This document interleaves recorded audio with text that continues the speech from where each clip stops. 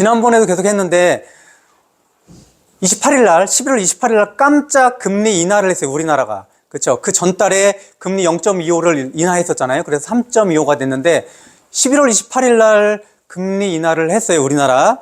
기준금리 인하를. 그래서 우리나라 지금 기준금리는 3.0인 거예요. 근데 이게 좀 다른 게 10월 달에 금리 인하는 다들 예측했어요. 그 당시에는 0. 할 것이다. 근데 11월 28일 날 금리 인하는 예상을 못 했던 거예요. 그러면서 이창용 그 총재가 여러 가지 이유들을 얘기하는데 뭐 경제 상황이 좋을 것 같지는 않겠죠. 경제 상황이 나쁠 것 같으니까 그런 여러 가지 이야기들을 얘기했던 거고, 그럼 내년에 우리나라 경제 상황은 별로 좋지 않겠구나. 뭐 GDP, 우리나라의 성장률도 2%도 안 되는, 뭐 1.8%에서 1.8%도 안 되는 거야. 막 이런 얘기들도 막 나오는 그런 상황이에요. 그래서 금리 인하를 했는데, 보면 금리 인하를 계속해서 해요. 0.25 했는데, 우리가 느끼는 것들은 뭐냐면, 그러면 정기 예금이나 예적금들에 대한 이자가 실제로 어떻게 되냐. 요거하고 우리가 대출금리의 차이가, 예대금리에 대한 차이가 줄어들어야 되잖아요. 근데 그게 줄지 않는다라는 거예요. 예적금에 대한 금리는 인하되는데 대출금리는 별로 인하되지 않더라. 이런 얘기를 해요. 그럼 누군가는 이렇게 해요. 우리가 예적금에 대한 금리에는 가상금리라는 개념들이 없잖아요. 그렇죠? 가상금리에 대한 개념들이 없는데 대출금리에는 가상금리에 대한 개념들이 있다라는 거예요. 그래서 예금금리는 실제로 기준금리가 떨어지면 바로바로 떨어진다라는 거예요. 왜냐하면 은행이 돈을 마련하는 방법은 여러 가지가 있지만 예금도 있지만 또 뭐가 있어요? 금융채도 있잖아요. 금융기관들이 채권을 발행하는 거잖아요. 기준금리가 떨어지면 뭐예요? 그럼 금융채에 대한 이자가 낮아지는 거잖아요. 그러니까 금융채에 대한 이자가 낮아지니까 예금금리도 낮출 수가 있는 거 바로바로. 그런데 대출금리는 뭐가 있어요? 은행에 가상금리가 작용한단 말이에요. 기준금리 말고 이 전체적으로 코픽스라든지 이런 것들을 봤을 때 실제로 자금 조달 비용에 가상금리가 들어가고 의대금리가 빠지고 있는 상황이잖아요. 가상금리는 올라가고.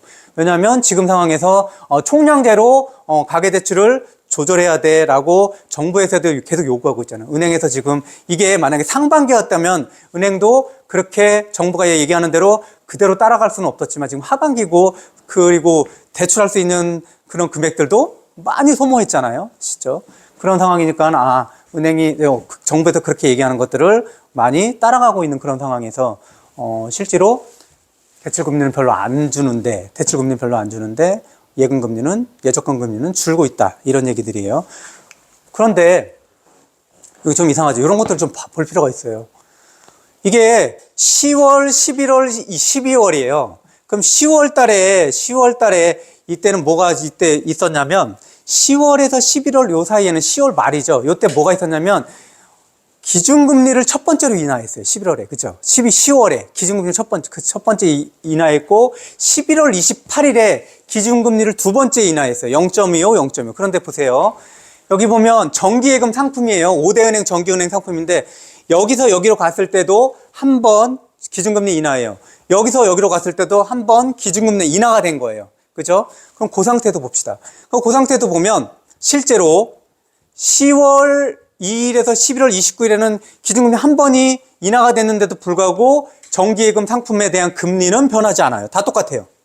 그죠? 그런데 요번에 두 번째 기준금리 인하가 됐을 때 10월 28일이니까 반영이 이렇게 됐겠죠. 얼마 안 되는 거예요. 며칠 안 되는 상황에서도 예적금 금리가 내려온다라는 거. 왜 그랬을까라는 거. 왜?